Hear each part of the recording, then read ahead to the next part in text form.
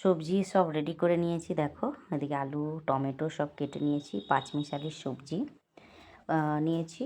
আর এখানে আমি করব আজকে শাক। একটু শাকটা পোস্ত দিয়ে করলে আমাদের বাড়িতে আবার সবাই খুব পছন্দ করে, ভাজার থেকে পোস্তটাই সবাই পছন্দ করে, তাই শাক পোস্ত করবো। আর কলাগুলো দেখো আমি খেটে হলুদ জলে চুবিয়ে রেখেছি যাতে কালো না হয়ে যায়।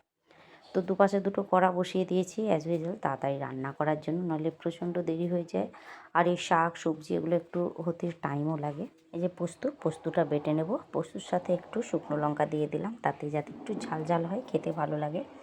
এ দেখো শাকে আমি দেবো একটু আলুটা ভালো করে কালো জিরা ফোড়নে আলুটা ভালো করে ভেজে নিয়েছি, একটা টমেটোর সাথে দিয়েছিলাম।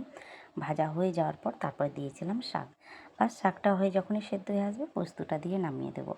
আর হ্যাঁ, নামানোর আগে যদি তোমাদের ভালো লাগে একটু তেল দিয়ে নামাবে, একটু সরষের তেল ছড়িয়ে নামালেও কিন্তু খেতে কিন্তু দুর্দান্ত লাগে। তার যে একটা আলাদা রকমের টেস্ট, একটা গন্ধ আসে না, খুব ভালো লাগে খেতে। তো চলো আমার শাকটা হয়ে গেল, নামিয়ে নিই। তারপরে পাঁচমিশালি সবজিটা বসাবো, এর জন্য একটু জিরে ফোড়ন দিয়ে একটু পেঁয়াজ আর শুকনো লঙ্কা ভেজে নিলাম, সাথে দিলাম একটু আদা বাটা, আদা জিরে একটু লঙ্কা গুঁড়ো সব কিছু দিয়ে মশলাটা ভালো করে আমি এখানে কষিয়ে নেব। তারপর এর মধ্যে দিয়েছিলাম, দেখেইছো তোমরা, কাঁচকলা পেঁপে পটল সব রকমের সবজি এর মধ্যে অ্যাড করে দেবো। আমি কিন্তু সবজিটা আগে ভেজে নিই। আমি এইভাবেও রান্না করি সবজিটা, তুমি যদি এইভাবে মশলার সাথে কষিয়েও রান্না করো এতেও কিন্তু খেতে ভালোই লাগে। অনেকেই সবজিটা আলাদা আলাদা ভেজে নাও, সেটার একটা আলাদা রকমের টেস্ট, আর এরকম কাঁচা যদি রান্না করো সেটার কিন্তু আর একটা আলাদা রকমের টেস্ট। আমি দু রকমই রান্না করি, আমার ভালোই লাগে। তো যাই হোক, সবজিটা আস্তে আস্তে হতে থাকে, এদিকে শাকটা যখন হয়ে গেছে আমি ভাতটা চাপিয়ে দিলাম, ভাতটা বসিয়ে দিই। ভাতটা হতেও সময় লাগে, ভাতে একটা দিয়ে দেবো টমেটো সেদ্ধ। আমাদের বাড়িতে আবার এই নিরামিষের দিনে একটু টমেটো সেদ্ধ আলু সেদ্ধটা সবাই খুবই পছন্দ করে। এ দেখো সবজিটারও জল কমে এসছে, কষা হয়ে গেছে, আমি আরেকটু জল দিয়ে বাস ঢাকা দিয়ে দেবো।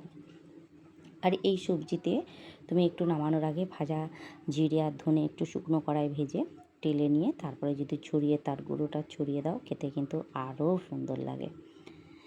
তো সবজিটা হতে থাক, এদিকে আমি চালটা ছেড়ে দিই। হ্যাঁ দেখো ভাতের চালটা ছেড়ে দিই, জলটা যেহেতু গরম হয়ে আসছে এবার চালটা ছেড়ে দিতে হবে। শুধু এই নয় বন্ধুরা, রান্নার সাথে সাথে কিন্তু বাড়ির যাবতীয় কাজও থাকে। বাসন পড়ে যায় সিঙ্কে অনেক, আর আমার আবার একটু রান্না করতে করতে বাসনটা বেশি হয়ে যায়, ওই জন্য বাসনও পড়েছে অনেক। এবার বাসনগুলোও ধুয়ে নিতে হবে।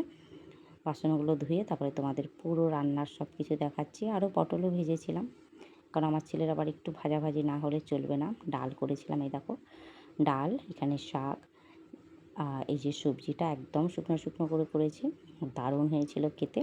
টমেটো সেদ্ধ দিয়েছিলাম, এই যে ভাজা লঙ্কা দিয়ে টমেটোটা মেখে রেখেছি, এই যে আরও রয়েছে আলু সেদ্ধ মাখার জন্য। আর এইদিকে হচ্ছে পটল ভাজা।